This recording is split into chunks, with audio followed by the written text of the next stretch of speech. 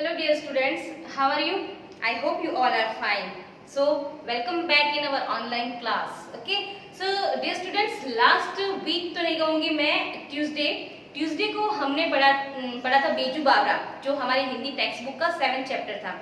तो बेटा आज है आपकी टर्न हिंदी ग्रामर की, और आज हम पढ़ेंगे हमारा 10th चैप्टर। दिस इज क्रिया, वर्ब। ओके, तो वर्ब मीन्स क्रिया होता है। तो क्रिया का जो एक मतलब होता है वो होता है कोई भी कार्य। देखो बेटा, हम अपनी लाइफ मतलब तो कैसे रूटीन, एवरीडे हम अपनी रूटीन में सुबह उठते तब से हम हर कोई भी काम करना शुरू करते हैं। तो रात को सोते टाइम भी जब हम सोते हैं ना, वो भी एक क्रिया है, वो भी एक काम ही है। काम ही कर रहे हैं, सोने का काम कर रहे हैं, उठने का काम कर रहे हैं, नहाने का काम कर रहे हैं, ब्रश करने का काम कर रहे हैं, है ना, पढ़ने का काम कर रहे हैं, होमवर्क करने का काम कर रहे हैं।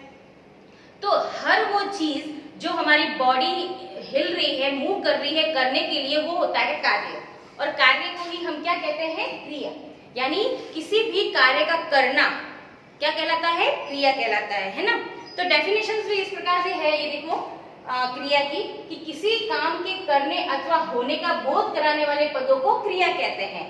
पदों को मतलब सेंटेंस यानी शब्द जैसे होते हैं ना, कि उससे हमें ये पता चलता है कि क्या काम कर रहा है आगे वाला, तो दैट इज वर्ब, यानी वो होती है क्रिया। तो क्रिया का एक शॉर्ट फॉर्म है कि किसी भी काम का करना कहलाता है क्रिया। ओके, तो आई होप आपको डेफिनेशन अच्छे से क्लियर हो चुकी है। तो अब हम पढ़ते हैं आगे द काइंड्स ऑफ वर्ब, यानी कि क्रिया के भेद। तो किसी भी काम का करना या होना क्रिया कहलाता है, और क्रिया के दो भेद होते हैं, है ना। क्रिया के दो भेद होते हैं। पहला होता है अकर्मक, दूसरा होता है सकर्मक। देखो, अकर्मक और सकर्मक, मैं इसमें डिफरेंस समझा देती हूँ आपको, फिर हम इसको एक्सप्लेन करेंगे। तो देखो, अकर्मक यानी कि यह लिखा है, देखो मैंने, बिना कर्म का, यानी जिस क्रिया में कर्म नहीं होता है ना, जिस क्रिया में कर्म नहीं होता है वो होती है आपकी अकर्मक। और जिस क्रिया में कर्म होता है, जो क्रिया कर्म के साथ में होती है, उसको कहते हैं हम सकर्मक। ओके, तो जिसमें कर्म नहीं होता वो अकर्मक, जिसमें कर्म होता है वो होती है सकर्मक। तो चलिए अब टेक्स्ट बुक से मैं और एक्सप्लेन करती हूँ, और आप भी टेक्स्ट बुक को ओपन करके देखिए। इसके अंदर अकर्मक को देखिए। अकर्मक का अर्थ होता है बिना कर्म का, यानी जिसमें कर्म नहीं होता। जिन क्रियाओं के साथ कर्म की आवश्यकता नहीं होती है उन्हें हम अकर्मक क्रिया कहते हैं। देखिए, यहाँ पर आपको एग्जाम्पल दे रखे हैं 1 2 3, इससे मैं अच्छे से एक्सप्लेन कर लेती हूँ। देखो, जैसे आशा गाती है, यानी देखो आशा गा रही है, आशा करता है यानी सब्जेक्ट है ना, और गाती है क्या है? क्रिया।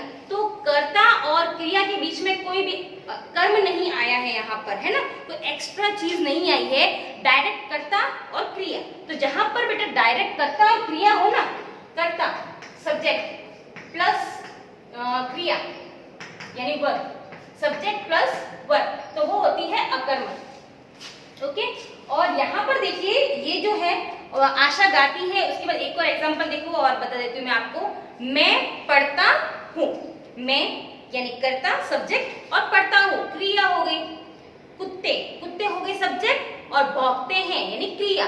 तो सब्जेक्ट प्लस वर्ब यानी कि कर्ता प्लस क्रिया, बीच में कोई भी कर्म नहीं है। तो जहां बीच में कोई भी कर्म नहीं आता वहां होती है हमारी अकर्मक क्रिया। ओके, नाउ नेक्स्ट सकर्मक क्रिया। अब देखिए यहाँ पर सकर्मक, कर्म के साथ में, अब यहाँ पर क्या होगा बेटा, इसमें तो देखो बीच में कर्म नहीं आया है, लेकिन सकर्मक क्रिया के साथ में, क्रिया के अंदर बीच में कर्म आएगा। जैसे देखिए, अब बहुत अच्छे से देखिए, यहाँ पे एग्जाम्पल भी दे रखे हैं। पहला एग्जाम्पल है वाल्मीकि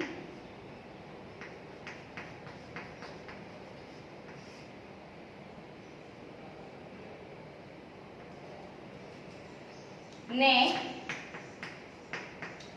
रामायण लिखी।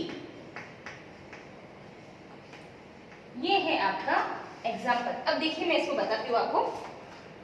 वाल्मीकि जो है, ये है बेटा आपके कर्ता, है ना, यानी कि सब्जेक्ट। लिखी, ये है आपकी क्रिया, ठीक है, यानी ये कर्ता, ये क्रिया, प्लस यहाँ प्लस। अब यहाँ बीच में देखो, वाल्मीकि ने लिखी है, क्या लिखी है? रामायण लिखी है, तो ये हो गया आपका कर्म।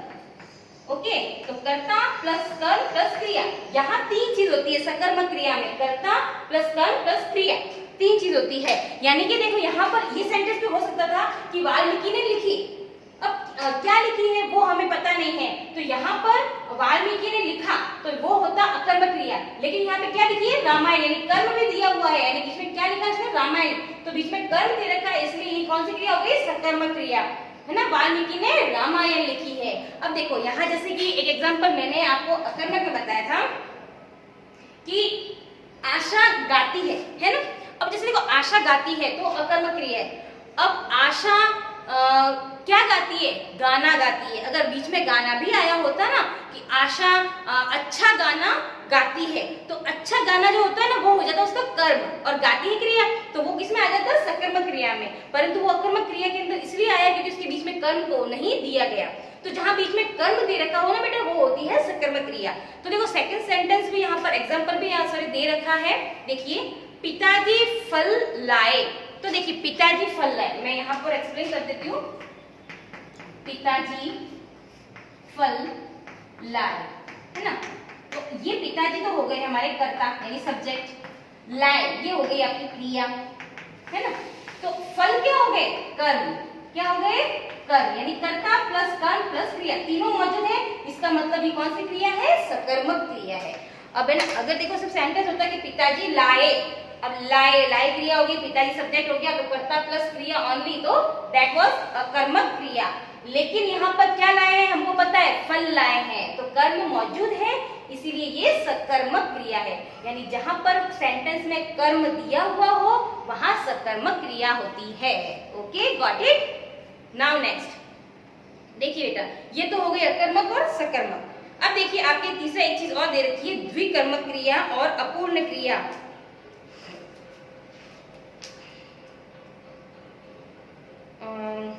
तो द्विकर्मक क्रिया जो बेटा है ना, देखिए मैं आपको यहाँ थोड़ा सा ये तो मैं रफ कर देती हूँ, आई होप आपको समझ में आ गया होगा इतना। तो ये अब हम एक्सप्लेन करूंगी मैं द्विकर्मक क्रिया, ठीक है। तो द्विकर्मक क्रिया जैसा कि नाम से पता चल रहा है बेटा, देखो ये द्विकर्मक कर्मक, ठीक है, द्वि यानी कि दो, जहां दो कर्म मौजूद हो, सेंटेंस में दो कर्म आएंगे, एक कर्म नहीं दो कर्म आएंगे, ठीक है, दो कर्म, जहां पे दो कर्म आएंगे वो होती है द्विकर्मक। ओके सेंटेंस देखो यहाँ पे एग्जांपल देखो दे रखे हैं, मैं एग्जांपल से क्लियर कर लेती हूँ। फर्स्ट है, विनोद ने दिनेश को पुस्तक दी, विनोद ने दिनेश को पुस्तक दी। देखिए यहाँ पर विनोद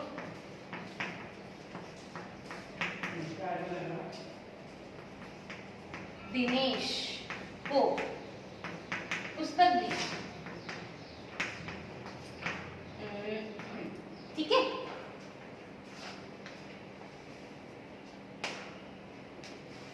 क्रिया के दो कर्म होते हैं, क्रिया के दो कर्म होंगे यहाँ पर, ये है सॉरी ये है बी, ये हो गई आपकी क्रिया। सबसे पहले क्रिया को ढूंढेंगे, ठीक है, ये होगी क्रिया। अब क्रिया के यहाँ पे दो कर्म है, यानी कि पुस्तक दी है, यानी कि कर्म मौजूद है हमारा, यानी कि कर्म मौजूद है, और कितनों को दिए, दिनेश विनोद ने किसको दी है, दिनेश को। ओके यानी कि दो सब्जेक्ट दो कर्ता मौजूद है यहाँ पर, ठीक है, दो कर्म हुए, विनोद ने दिनेश को पुस्तक दी, दो कर्ता है यहाँ पे, कर्म भी दे रखा है क्रिया भी दे रखी है, इसका मतलब है यहाँ पे द्विकर्मक है, ठीक है, कि दो कर्म है यहाँ पर। उसके बाद एक और सेंटेंस देखो, हरि ने कुत्ते को दूध पिलाया, हरि ने कुत्ते को दूध पिलाया। तो देखो हरि एक सब्जेक्ट, हरि, कुत्ता दूसरा सब्जेक्ट, ठीक है, तो हरि ने फिर कुत्ते को दूध पिलाया, यानी कि यहाँ पर भी दो सब्जेक्ट है, हरि और कुत्ता, तो जहां दो सब्जेक्ट है प्लस कर्म भी है और क्रिया भी है, वहां पे द्विकर्मक क्रिया होती है, यानी कि दो इंसान ने क्रिया की है, यानी कि हरि ने भी की और कुत्ते ने भी की है ना, हरि ने उसको दिया है, कुत्ते ने खाया, यानी दो क्रिया हुई है, ठीक है, तो द्विकर्मक। उसके बाद बेटा देखो एक है आपके अपूर्ण क्रिया। अकर्मक क्रियाओं में कर्ता तथा सकर्मक क्रियाओं में कर्ता तथा कर्म दोनों अपेक्षित होते हैं, किंतु कभी कभी क्रिया अपूर्ण रह जाती है, जैसे मैं देख लूंगा। अब देखो कभी कभी क्या होता है ना बेटा, एक तो मैं आपको बता देती हूँ बेटा, अच्छे से सुन लो आप, कि आपकी जो ये क्रिया लेसन है, तो लास्ट प्रीवियस क्लास में आपने सिर्फ क्रिया पढ़ा होगा या इसके काइंड्स पढ़े होंगे, अकर्मक सकर्मक। अभी आप 5th स्टैंडर्ड में हो तो थोड़ा सा अकर्मक और सकर्मक को आपको थोड़ा सा मैंने डीपली समझाया है ना। तो क्रिया वैसे बहुत सारी होती है, जैसे अपूर्ण क्रिया है, आपके आगे भी आएगी, आप पूरक, ये सब। तो ये जो आपको इतना डीपली यहाँ पढ़ने की जरूरत नहीं है, क्योंकि जैसे जैसे आप स्टैंडर्ड आपका बढ़ेगा, जैसे आप 6th क्लास में आओगे, 7th में आओगे, तो इसमें और डीपली आप पढ़ते पढ़ते जाओगे, तो धीरे धीरे पढ़ोगे तो ठीक रहेगा। अदरवाइज आप एक साथ आपके दिमाग में मिक्सअप हो जाएगा सब कुछ, तो समझ नहीं पाओगे, है ना। तो इस लेसन में मैं क्लियरली बोल रही हूँ, एक तो आप फोकस करो कर्म क्रिया की परिभाषा प्लस काइंड्स ऑफ वर्ब, क्रिया के दो भेद, अकर्मक सकर्मक, फिर अकर्मक किसे कहते हैं, सकर्मक किसे कहते हैं। देन आप सेंटेंस को पहचानना सीखो कि कौन सी अकर्मक क्रिया है, कौन सी सकर्मक क्रिया है। अब मैं आपको सिर्फ एक एक्सप्लेन जरूर थोड़ी सा करूंगी, लेकिन यहाँ पे आप ज्यादा फोकस ना करके उन चीजों पे ज्यादा फोकस करना till your standard 5th standard, वो ज्यादा इंपॉर्टेंट है आपके लिए। ओके स्टूडेंट्स, तो द्विकर्मक हमने देख लिया, फिर पूरक है। तो पूरक को देखो मैं सिर्फ पढ़ रही हूँ, सॉरी, अपूर्ण क्रिया। अपूर्ण क्रिया का मतलब होता है क्रिया कंप्लीट नहीं होती है ना, क्रिया कंप्लीट नहीं होती। जैसे देखो सेंटेंस है, मैं देख लूंगा, तो मैं सब्जेक्ट हो गया, देख लूंगा। अब किसको देख लूंगा, तो नॉट डिसाइडेड कि किसको देखना है, तो क्रिया यहाँ पर कंप्लीट नहीं हुई है, इसलिए यहाँ पर अपूर्ण क्रिया है। तुम मुझे अवश्य लिखना, अब तुम मुझे अवश्य लिखना मतलब क्या लिखना, लेटर लिखना या कुछ और निबंध लिखना वगैरह, तो यहाँ पर भी जो है क्रिया कंप्लीट नहीं हुई है, इसलिए अपूर्ण क्रिया। ओके, फिर है पूरक। अपूर्ण क्रिया के अर्थ को पूर्ण करने के लिए जिन शब्दों का प्रयोग किया जाता है उन्हें पूरक कहते हैं। देखो मैंने भी जस्ट आपको अपूर्ण क्रिया पढ़ाई है, तो ऐसे शब्द जिस अपूर्ण क्रिया को कंप्लीट करते हैं उनको हम कहते हैं पूरक। ओके, तो पूरक में आपको देखो फर्स्ट एग्जांपल यहाँ दे रखा है, मैं उसको देख लूंगा। अब देखो फर्स्ट सेंटेंस अपूर्ण क्रिया में था, मैं देख लूंगा, तो मैं देख लूंगा किसको देख लूंगा, यहाँ पे लिखा हुआ नहीं था, तो वो एक हाफ था, अपूर्ण था, कंप्लीट सेंटेंस नहीं था। तो पूरक, उसको एक पूरक शब्द है जिसने इस सेंटेंस को कंप्लीट किया है कि मैं उसको देख लूंगा, है ना। देन नेक्स्ट, तुम मुझे पत्र अवश्य लिखना, यहाँ पे था देखो तुम मुझे अवश्य लिखना, लेकिन क्या लिखना वो लिखा हुआ नहीं था, तो ये जो पत्र है वो है आपका पूरक, यानी इस पूरक ने उस अपूर्ण क्रिया को कंप्लीट कर लिया है, तो ये है आपका पूरक। Okay, now turn your page. देखिए बेटा, एक ये आपके पीछे दे रखी है, संरचना की दृष्टि से क्रिया के भेद, संयुक्त क्रिया, प्रेरणार्थक क्रिया, पूर्वकालिक क्रिया और नामधातु क्रिया और विधि सूचक क्रिया। अब देखिए मैं आपको क्लियरली कह रही हूँ, ये जो आपकी संरचना की दृष्टि से क्रिया के भेद है, सिर्फ आपको हेडिंग लर्न करनी है, ओनली द संयुक्त क्रिया, प्रेरणार्थक, पूर्वकालिक, नामधातु और विधि सूचक। इसको आपको डीपली पढ़ने की कोई जरूरत नहीं है, क्योंकि till your standard 5th standard के लिए आपको सिर्फ उन्हीं चीजों पे फोकस करना है जो मैंने अभी थोड़ी देर पहले एक्सप्लेन भी कर लिया है। ये सिर्फ आपको बस आपको सिर्फ इसकी हेडलाइन जो है वो अच्छे से पढ़नी है। ओके, फिर है आपकी बेटा हेल्पिंग वर्ब। अब देखो बेटा, इंग्लिश में आप पढ़ते हो ना हेल्पिंग वर्ब के रूप में इज और आर, तो वो होती है हेल्पिंग वर्ब। वैसे ही हिंदी में भी जो होती है ना आपकी बहुत सारी हेल्पिंग वर्ब्स होती है। देखिए वाक्य में मुख्य क्रिया कहते हैं, कुछ अन्य क्रियाएं भी प्रयुक्त होती है, जैसे कि वह विद्यालय जाता है। इसमें देखो मुख्य क्रिया तो है जाना और सहायक क्रिया है, तो सहायक क्रिया मतलब है, और, अथवा, वा, ये सब जो है ना ये क्या है, हेल्पिंग वर्ब है, जो सेंटेंस को कंप्लीट करने के काम में आती है। और भी सेंटेंस सेकंड, जैसे कौवा उड़ रहा था, तो देखो उड़ना तो हो गई इसकी मेन वर्ब यानी कि क्रिया, और था हो गई उसकी हेल्पिंग वर्ब। यानी सेंटेंस में एक होती है मुख्य क्रिया और एक होती है उसकी हेल्पिंग वर्ब। वाक्य में प्रयुक्त है, हूं, हो, था, थी, थे, ये मुख्यतः सहायक क्रिया होती है, परंतु जब इनके साथ मुख्य क्रिया न आई हो तो ये मुख्य क्रिया का कार्य भी कर लेती है।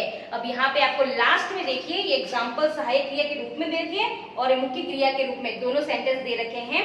तो देखिए जैसे वह कूदता है, वे हंस रहे हैं, ये है आपकी हेल्पिंग वर्ब। इसमें हेल्पिंग वर्ब जो लास्ट में है दे रखा है दो सेंटेंस में, और नीचे में दे रखा है था फिर हो, तो ये सारी पीछे की जो क्या है हेल्पिंग वर्ब। और मुख्य क्रिया के रूप में इधर देखो वह कक्षा में है, यानी कक्षा इसका जो है मुख्य क्रिया है, कक्षा में है। वे प्रसन्न है, यानी प्रसन्न इसकी मुख्य क्रिया। मैं लड़का हूँ, लड़का हूँ, हूँ जो है मुख्य क्रिया, और तुम प्यासे हो, तो हो जो है ना वो मुख्य क्रिया है। पहले वाले सेंटेंस में जो थे वो सब हेल्पिंग वर्ब थी, लेकिन पीछे वाली क्रिया में वो क्या होगी, मुख्य क्रिया होगी, क्योंकि वहां पे कोई एक्स्ट्रा कर्म मौजूद नहीं है ना। तो ये था आपका बेटा क्रिया चैप्टर्स। मैं एक बार फिर से रिपीट करती हूँ कि आपको बेटा फोकस इस लेसन में सिर्फ ओनली डेफिनेशन, देन 2 पार्ट्स, अकर्मक सकर्मक, फिर अकर्मक को एक्सप्लेन करना, सकर्मक को भी अच्छे से एक्सप्लेन करना, वो अच्छे से मैंने कर दिया है, तो उस पर आपको फोकस रखना है। फिर उसके बाद आपको सेंटेंस में ये पहचानना आना चाहिए बेटा कि कौन सा अकर्मक है और कौन सा सकर्मक। बाकी अदर्स इसके अंदर बहुत सारी चीजें दे रखी है, that is not important for your, because आपको जैसे जैसे आप 6th में आओगे, 7th में आओगे, तो आपका स्टैंडर्ड जैसे जैसे बढ़ता है ना, तो आपको डीपली पढ़ना ही पढ़ना है। तो अभी तक के लिए आपको इन्हीं चीजों पे फोकस करना है। ओके बेटा, अगर फिर भी इस लेसन से रिलेटेड आप कुछ भी प्रॉब्लम होती हो तो आप मुझसे गूगल मीट पे पूछ लेना। ओके बेटा।